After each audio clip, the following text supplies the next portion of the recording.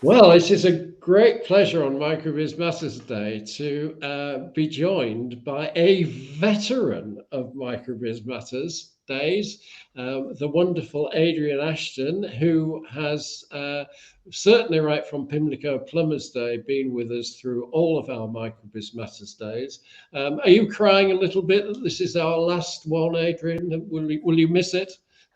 Well, I'm not sure I'll miss it as much as my Fez will miss it. Yes, So, you're, for those you're of you who've been looking through the photo archives, you'll recall that Pimlico marked the debut of my Fez, which, as far as Microbiz Matters Day goes, has probably become more famous than me yes. in on-screen imagery and what's talked about. And when I'm at the events, people saying, I don't want to talk to you, I want to wear your Fez. And it gets passed around. It's got its own fan club. It's amazing. And it's wonderful. It's absolutely great. And it outdid my red fedora, so that's why I've changed to blue.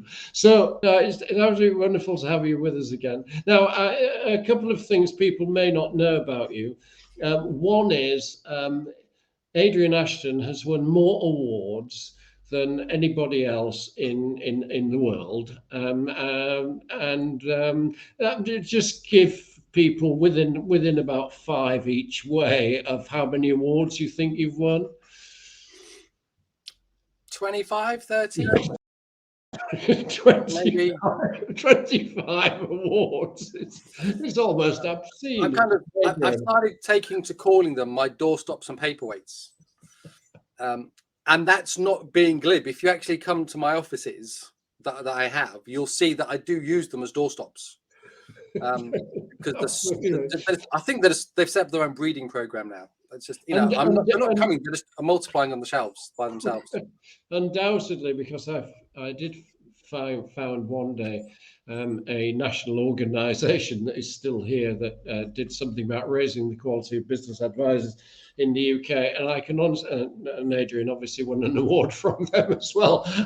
I can honestly say that Adrian is the most awarded and recognised business advisor in the UK, and is amazing. But he's also now a lord, I believe. So can you tell me how that happened? Come and give tribute, please, and doff your caps as you go along. I will, thank you. Well, as some people may know, here in England, we have a very long tradition of buying our titles. All I've done is simply be a bit more open about it this year. Your lordship. So anyway, so a couple of years ago, we had this thing called COVID, still around actually, and lockdowns and lots of disruption. And we started seeing on people's Facebooks and blogs, I've learned the guitar during lockdown. I've taught myself Spanish. And I'm sitting there going, what can I get? What can I do so I don't feel I've not wasted this time and opportunity? And then lo and behold, towards the end of lockdown, I get a doctorate in business support. And I'm thinking, okay, so kind of how do I top this now? And towards the end of last year, so at the end of 2021, I managed to get married to Zoe. Yes, you did. So hat tip to Zoe. Yeah, congratulations. I kind of wanted to mark that event in some ways, because we've both been on lots of journeys and paths. And I just thought I kind of really want to make it special, to kind of say, this is not just another marriage. We're not just another couple. We need a bit of recognition. So I decided to treat her as a wedding gift to a bit of land, because frankly, it's the one thing they're not making any more of. So it's only going to get more valuable in the future. And if we go on picnics in the future, then we know we've always got a spot we can put our blanket down and no one else can claim it. True. But it turned out this bit of land that I bought came with a title. So she got to become a lady, but tragically, because she's a lady and we joint own this parcel of land, I had to become a lord with her. So it's Lord Adrian and Lady Zoe now. Fabulous. And do you feel better for it? I'm not sure, if I'm honest, Tony. And you're an astronaut now. Yeah, well, I am already. So a couple of years ago, I landed on Mars. So my hat's slipping a bit. So a couple of years ago, I landed on Mars thanks to NASA. So NASA's latest rover landed on Mars. And thanks to my having a conversation with them a couple of years previously, they very kindly said, we will physically inscribe your name on the rover chassis. So my name as a micro business, so we have micro businesses on Mars now, Fabulous. which is quite a nice thing. And more recently, NASA's kind of come around again and said, we're going back to the moon. Who wants in? Mm-hmm. So again, so very kindly, thanks to asking politely and kindly, they've agreed to put my name on the rocket that's going to orbit the moon. So I'm going to be orbiting the moon. So I landed on Mars. I'm only going to orbit the moon. Now, there were some people who would say, in person, in name only. In name only. But, there are some people who say, we should put you physically up there as well, I'm sure. Don't just keep yourself stuck on the planet. Just get out there amongst the stars. Don't worry about coming back anytime soon, because I do upset people sometimes. In many ways, people might say that was a little bit of a diversion from what we're here to say. But if we put it all together, Lord Ashton, you being one of the next astronauts and having actually attended nearly all of the Microbiz Matters days, all adds up to someone that is quite as mad as us in founding Microbiz Matters Day. So I thank you for that. And we're going to call this the Fez and Fedoras session. But I would like to just hit your little serious side for a second. By the way, I did bring some props along because I know that you're the master of props as well. Well, you'll know that if you've watched any of Tony's videos on his YouTube channel, he has a whole cupboard of people he keeps trapped, and he only lets them out when he's doing his videos to support his performances. So go and watch his videos to help those poor people and poor creatures see a bit of daylight. I know, it's terrible. What I would like to ask you about is, over the years, you have, over 17 years in your business, you have met certainly as many micro business owners as I've met in my 35 years, because you've actually been advising and coaching and facilitating and helping and training business owners. And I've always been really interested, as you know, from the book, The Happipreneur, I've always been really interested in seeing if there's some kind of like common traits, the things that aren't written about in books and various things, that we can actually see that are kind of like the mistakes people actually make starting up or running their own business, or alternatively, some of the opportunities that we see some of the successful people recurring time and time again, or which is very important to both of us, I know, is skills. Now, what I'd like to do with this little segment of our show is ask you a few questions just regarding, are there some things that you think, looking at all the people that you've helped and facilitated and met, that are actually really important?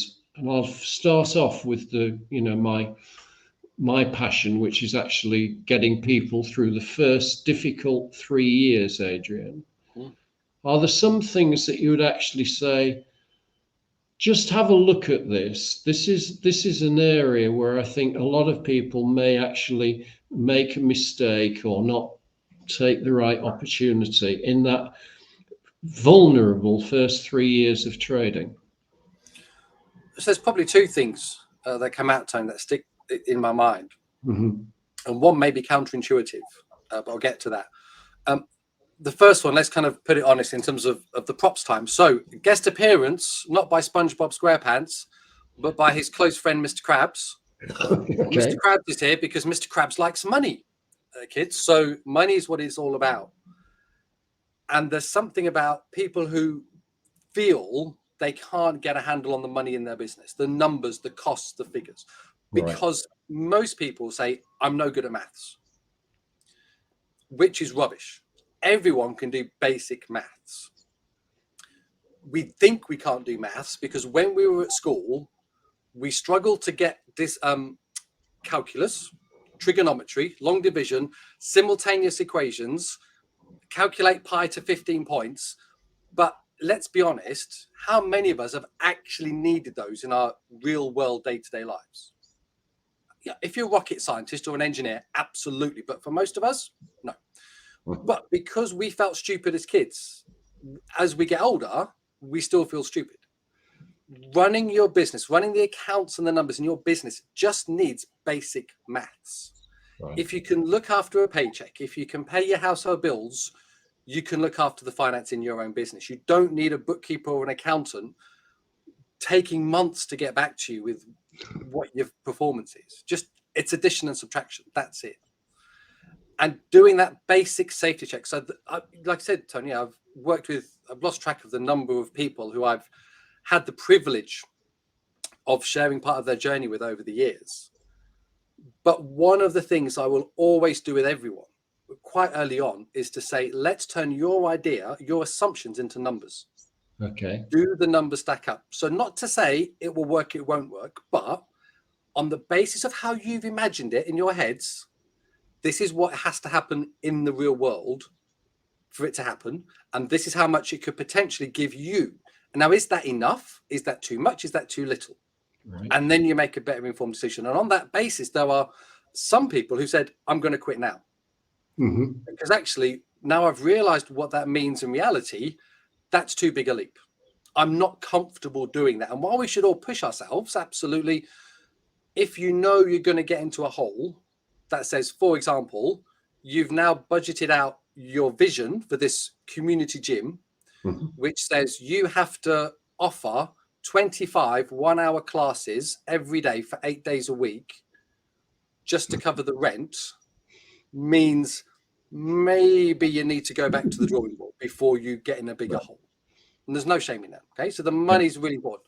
Test your money. You can do it. Having an accountant and a bookkeeper is great, but understand your numbers yourself because they're your business. Great, love it. And the other thing that I'd say in terms of that second point, which is counterintuitive, is don't trust anything people tell you. Don't trust advisors. If someone comes to you and says, I've got this advice, you should do it this way, you should do it that way, don't trust them, okay? Because they are not running your business with you. Yeah. They don't have to go to bed every night, wake up with it every morning. You have to live with it. You have to abide. You have to justify it. Yeah. So if someone says to you, you should do this, and I've come across this a lot, Tony, that so many small businesses say, oh, my accountant said I should do this. A business advisor said I should do that. Someone from the Growth Hub suggested I do this, and they've not tested it. And as a result, the business has got into such a pickle. Yes. Because that advisor hasn't meant to be awkward or deliberate or malicious. They've misunderstood. They've not tested it. Yeah. So I always say to people, any advice you were ever offered, don't take it at face value, test it. And the way you can test it is by asking a couple of simple questions. Number one, what's the evidence and research for that advice? What's it based on? Yeah. Okay. And if that person's giving the advice can't tell you or tell you that you're comfortable with, why should you trust it? Okay. So if they don't know, why should you know? Yeah. And the second thing is, what's the best alternative? So, for example, we talk about micro businesses. The vast majority of social enterprises that you mentioned earlier are micro businesses as well. Yeah. And so many of them going through support programs and are told, oh, you should be this legal form. Yeah. And they never ask why. There are so many other options. Mm-hmm. This legal form has serious implications on how you can grow in the future, how you can raise money, how you're seen.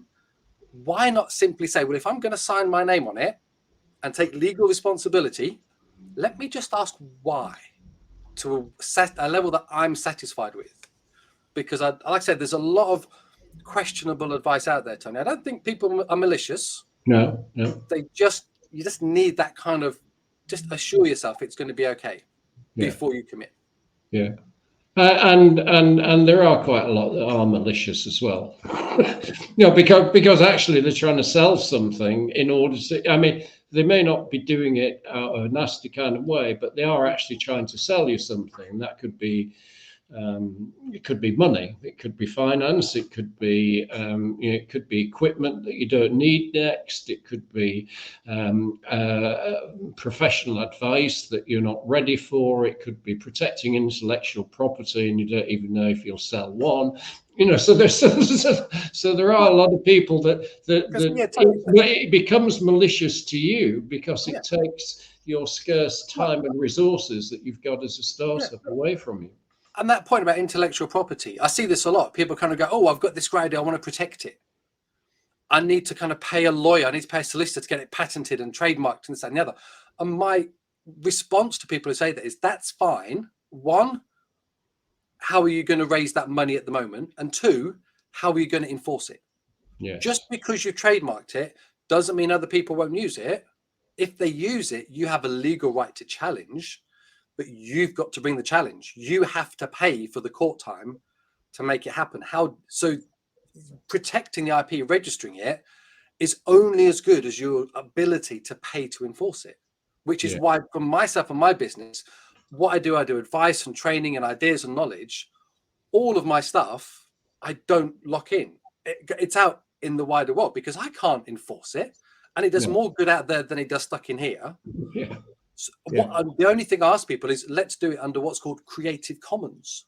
So this idea of anyone else can use it, but when you do, please just give me the hat tip, the name tag that says it came from the guy with the Fez.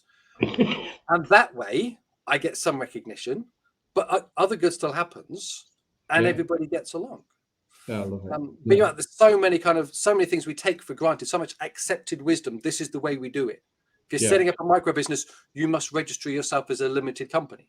Why? Because your accountant says that reduces your tax bill. Okay, but in my position, I'm a bit odd. I quite like paying tax for all sorts of reasons. So I don't want to do that. And then people say, oh, but it protects your risk. So if you incorporate as a micro business, as a limited company, no one can come after you. You're legally protected if things go bump. Okay. But what does that mean in terms of the relationship you can then form with your clients and suppliers? If you know you can walk away at any point with no damage attached to you, how invested are you going to be in those relationships? Yeah, absolutely. I'm not saying we should also unincorporate ourselves. It's that point to say, keep asking why and go back to your micro business. This is your dream. It's your values and passion. Yeah. Just because other people do it that way doesn't mean you can't do it this way. And that's okay. I mean, you could be not trading under Adrian Ashton. You know, I could charge you thousands of pounds to create a brand for you. But in actual fact, the best thing about Adrian Ashton's business is Adrian Ashton. And, and if I might say that when we were at EKM in Preston, what actually hit me most was kind of like, oh, brilliant. Yeah. So do you remember you did a panel kind of thing at EKM at Preston? Well, my face did the panel. I just went along to kind of carry it onto stage. But one of the things that it almost got quite emotional. Adam Corbley, who was the MC then, is actually emceeing our last Microbiz Matters Day as well. And what really I took away from it was that everybody, including you, but I think generated by you, had actually got into the real world of being honest, if I can say, about what it's really like. And yet that is incredibly important in terms of choosing your advisor, because if your advisor isn't straightforward, isn't honest, isn't willing to actually say the things that they've done right and the things that they've done wrong, then you could be in, as you say, like a counterintuitive fake world of the advice they're actually giving. So it's actually your strength to trade behind your name, not behind any facade at all, because that's so important. I'll move on just a second, Adrian, to keep this going. One of the things you are is an innovative kind of trainer and facilitator as well, and we both love actually developing skills that are important to survive and thrive. What would you say are, if somebody's actually looking at themselves and they're thinking of starting a business or in that vulnerable first 3 years, what are the things that you'd say, look, it's well worth just having a little skills audit of yourself and investing in developing certain skills, what would those skills be that you've seen commonly are helpful to people surviving in their own business? Okay, so one of them is kind of the traditional be able to read a set of accounts. Yeah. For most people, your accountant shows you a set of accounts and all the numbers dance across the page. Yeah. And it's not helpful. So what I do, so for example, I do an introductory course on bookkeeping. Right. 3 different support programs. It's about 50 minutes online, open group, kind of a group of people on Zoom. We don't actually look at an account sheet for the first half of it, because the idea is that saying we start with what's the point of accounts, what's the history of them, how do we use them, how do they get created, and then we go, okay, now I understand. So, for example, I have this analogy where, or 2 things really, and one of them's music, so you like it. I help people understand the difference and the point of a cash flow, a profit and loss statement, and a balance sheet using 10 tins of baked beans. The same 10 tins for each one. And I then explain and convey what the point of a balance sheet is by playing Talking Heads Once in a Lifetime. Because the lyrics to that are actually, it's a homage to the balance sheet. People don't get it, and then you kind of get it. So there's something about getting confident with understanding a sheet of numbers. Where do you start? How do you know if something's odd in it? So that's the first thing I'd say. You need to know the numbers. Second thing is being able to do research, customer service. Most of our business, whatever we're in, ultimately either comes through repeat custom or our customers introducing other people to us. Mm-hmm. So customer service is key. Yeah. So something about that. Sales, I think, is also really important. It's one of the things that we can definitely learn a trick or 2 from our American cousins on. Yeah. Here in Britain, we don't do sales very well. Yeah. So you've liked the pitch. Okay, great. So you think you want to order some pallets. Okay, great. So okay. So shall we come back and talk another time about the order? Shall we? We make it so hard for people to commit to a sale with us. And there's something about that. I guess maybe it's something about awareness of self, right? And saying, being okay to say you don't have to be expert in everything. Yeah. Just because you're running a business does not mean you have to be an expert in social media or comms or branding or employment or finance or raising investment. Anything. You don't have to be. Yeah. You can get someone else in to do it for you, but you need to have an appreciation for why it's important. Yeah. And to make sure it's being done. So there's something there as well about our resilience, because like you said earlier, there's an awful lot of knocks that people don't tell you about. No one talks about that moment where you go to the cash machine or you look up the bank balance on the phone and go, right, I've got £2.45 left in the bank. And nobody actually mentions, Adrian, that we live off credit cards and things like that in the early days. It's almost this like unspoken thing how people actually managed to get by in the early days of their businesses. It is, and it's so. I mean, so what we're seeing over the last few years is the kind of the rise of the hustle. Yeah, you work 9 to 5 in a regular job and 5 to 9 on your business. Yeah, and then hopefully you get to the tipping point where you can ditch the day job and then scale up your business on the side. Mm-hmm. There's a logic to that. It reduces your risk. It means you can bootstrap a lot easier. Bootstrap, don't borrow, one of your famous mantras. Yeah. But the problem with that is you're splitting your energy so much. Yeah. What energy do you have left for yourself to say, when can I go down the pub? When can I enjoy walking the dog? Yeah. When do I catch up on that box? So there's something about this. Being a micro business has potentially a lot of reward and fulfillment you can get. And some of the stuff that I've achieved and the people I've met and the stuff I've done as a micro business, I never would have believed you could do as a business. Yeah. But there's a trade-off. There has to be a rest there somewhere. You can't do it 24/7. Yeah. So there's something about how we look after ourselves. And I don't mean the kind of get an app to do a meditation every day, because it's different for everyone. Yeah. There has to be a way you think about how you structure your business so it feeds you. Yeah. Feeds your soul as well as your belly. Yeah. But also creates a space that allows you just to go off and do something different. Yeah, absolutely. And of course that's the opportunity if you actually realize that you're not bound by a boss telling you these are the hours that are actually going to work, and you can actually get your head around the fact that when do you do your best work? Well, it's probably a good idea to actually to try to earn a living in the hours that you do your best work, and you're not distracted, and actually almost like train your customers and clients to come to you and work with them in those. It's something we learn over the years, but one of the things that an advisor like you can actually give people, especially in those vulnerable first 3 years, or those people that are really not interested in business at all, because you deal with lots of community interest companies and charities and social enterprises, and the people aren't in it for all of those profit reasons anyway. And so you've actually got to kind of unlearn everything they think business is about to actually get them into the awareness. And I think that only picks on one of the big problems we have with most of the business advice and support that's out there today.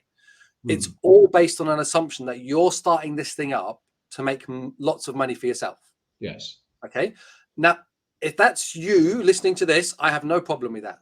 Yeah. Okay. But it's not, increasingly, it's not everyone. So my starting point with any entrepreneur, any micro business is, what do you need to get out of this?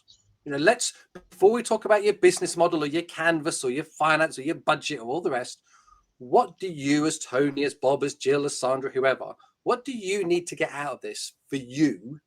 Yes. And then we can make sure that the business you develop, you create, does that. Yeah. Because I think otherwise, what have you set up? You might as well have got a job stacking shelves in Tesco. Yeah. Would have been less stress, regular money, holiday pay, sick pay. Yeah. But it still wouldn't have given you that thing you need. Yes. So why not make sure it's designed in from the start? And no one, most of the advice programs I come across, Tony, in the programs, no one asks that question at the start. What's in it for you? Why are you doing this? And how do you protect that as well, crucially? Lovely. I want to carry on our theme, but go into the third and last area that I had in mind, which you've done so much in those years, and we're both fans of Jill Poet and the Organisation of Responsible Business, and you measure one of the things in happypreneurship is like be useful. It's a very simple phrase, but it's like one of the values in terms of, that keeps you going in your own business if you're actually feeling fulfilled, because it's not about profit, which things that you mentioned, but it's actually about feeling useful, feeling fulfilled, and various things. And the Organisation Responsible Business and other organisations that we both know, and a lot of your work is actually about with people who actually want to make a difference, really, in life. And you've got your own ways of even measuring your impact with all of your clients and what you do, and you actually publish it at the end of the year, which, I'm summarizing perhaps wrongly, but I would say, it's quite a good be useful index. It's actually saying, I have made this impact in terms of all my efforts during the year. But that's, using your word from earlier, that's pretty counterintuitive, isn't it, to the slogans that jam the airways everywhere, which actually are suggesting that, that's not being a serious business person. That's not actually maximizing your profits. It's not going to lead to unlimited growth. It's not scaling up. It's not, if you're actually measuring your contribution to society and things, and actually being honest about who you are and what you do, well, that's not really the entrepreneurial mindset kind of thing. So what would you say to people like, I was in my younger years, and lots of people, millennials that I meet now, the young entrepreneurs of Hull, that they don't really want to be one of those. It's not been a thought ever in their mind to be what the American and British press say is the entrepreneur role models to be admired. They actually want to do something for their communities. They want to do something for them, for their families. They want to do some things that actually makes them feel as though they're actually contributing to what would you say to them about, getting involved in enterprise and being themselves? Probably all of that. Yeah. Be yourself. There's, depending who you speak with, there are lots of outdated models of thinking out there about how you can do good in your community. The sense of start a new charity, form a community group, set up a social enterprise. For some people, that's absolutely the right thing for them. For others, it's not. Actually, there's nothing that says we can't do good as a private business. Mm-hmm. For example, during the lockdowns, 2020, there was some research that was done by TSB about the impact, the resilience of small businesses during the first lockdown of 2020.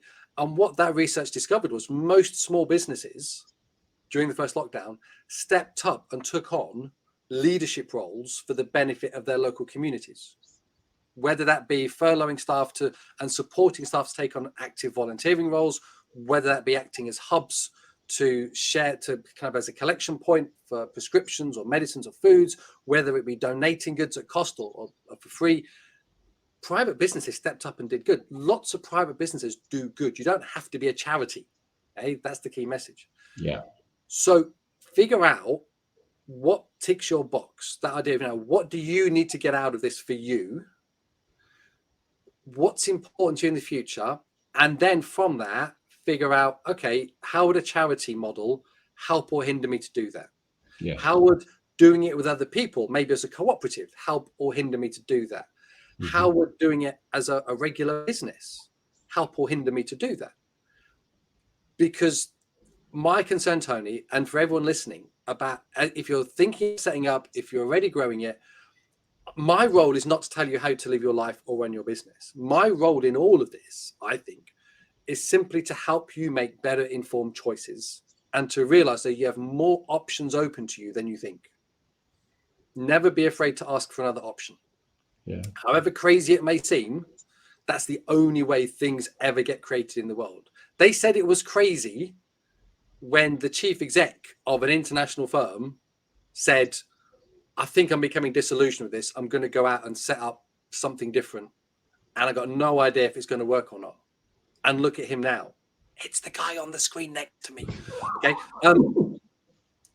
It's only the crazies that actually have made any impact in this world. Actually, one of the analogies that I talk about sometimes is the world of art. Don't be afraid to draw on other sources. So everyone at some point in their life will become aware of a famous painting called The Scream by Edvard Munch. Yeah. Okay? You can probably fiction. Now, that painting was by an artist. Okay, that was his craft. I paint pictures, people buy them, that's my business. He had no idea that that painting would go on to influence the way that we globally think about art, what it can be, what it can do. He had no idea it would help us break the taboos around mental health and allow us to have better conversations about what goes on in our noggins around the world forever, way beyond him. That's his legacy as a micro business, as an artist. Yeah. All it cost him was a brief breakdown and having his lights turned out. Okay? So don't be afraid to push it, because you know if you're not prepared to take those risks. Yeah. I always kind of say, this is the extent. How big could I get? How much impact could I have? What can I really achieve? It depends on how far you're willing to push that risk. Yeah, absolutely. Just because today you may say, well, I've got kids, I've got a mortgage, I've got a dog, there's me parents I'm looking after, I can't take that many risks. That's okay. Other people can take risks that you can't. That's fine. It will be your turn in the future. Yeah. All of our lives go through seasons. Things come, things go, things change. Just because wherever you're at in your business idea today does not mean that's where you are stuck with forever. So as well as taking those risks and trying out ideas and questioning, always go back as well and re-examine those assumptions, those models, those principles, those reasons, those assumptions. Are they still relevant? Yeah. Is this still the best way for me to be doing this, for me and my community and my customers and my suppliers? Yeah, I think there's, one of the things that you've said there is about, your advice, and it's about creating the options. In fact, everything that you've actually said in that little thing is that I love is about creating choices and options and various things. And well, I suppose it's a bit like Dickens, really. There are a couple of his novels that actually, do the bit between the debtor's prison, but actually people in lives imprisoned by their mortgages and by society and what people will think of them, and that is equally as much a prison as being in a real prison kind of thing. And one of our roles is to let people see the options. I mean, you can't negotiate without having lots of variables to negotiate with, and I think that's incredibly important. Is that you're questioning all the time, and you're absolutely brilliant at that, and you've done it really well. One very last question for you, which is slightly different from it, but it's great. We've looked at skills, and we've looked at the common traits, and I love what we've done. But we are at the last Microbiz Matters Day, Adrian, and so moment of silence, please, people. Moment of silence. Did you think any of it made any sense? Yes. Yes. Next question. No, of course it makes sense. Everything we do matters. And Microbiz Matters, for everyone who's ever been involved in it, it meant one of a number of things, I think. It meant either we were encouraged to go, at least it's not just me who thinks wearing odd hats is a cool thing to do. At least it's not just me who's laid awake at night and had that same worry or thought. Someone else has thought it. Even if there's no answer, there's a comfort and a reassurance in sharing our vulnerability with each other. Yeah. There's an encouragement that says, crikey, look how big we are. Look how many million we are as a whole community coming together, and what we can do to support each other. We had the whole thing of government support over the last couple of years, and government policy before and after that ignores micro businesses in the main. Yeah. So we look to ourselves, and Microbiz Matters Day has really focused down and said we can do more and be more. And more than that, Tony, it gives us an excuse to bang a drum. No prop for a drum, sorry. To bang a drum, maybe put the sound effect on later, to say we're here, and just because the policymakers, the economists, don't think that much of us, doesn't mean we aren't important. Yeah, absolutely. We are all equal on this planet, in this economy, in our communities, in our businesses, however big or small they are. We all wipe our bum in the same way. Yeah, absolutely. We all have the same needs, but we are all different. Yeah. Okay. Some of us like Marmite, some of us don't.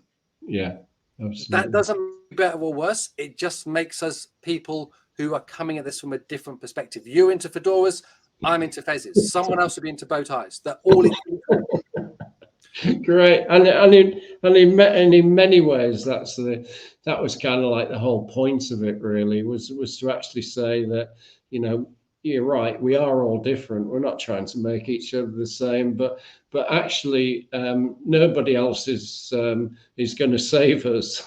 But us as a community can actually help each other a great deal in little ways. And just to finish, Adrian, I would say thank you very much for 8 years of helping us with the Microbiz Matters movement, and well, you're fantastic. It's been a joy to work with you, and thank you very much for being on our last annual Microbiz Matters Day. Thank you, sir. It's been a pleasure.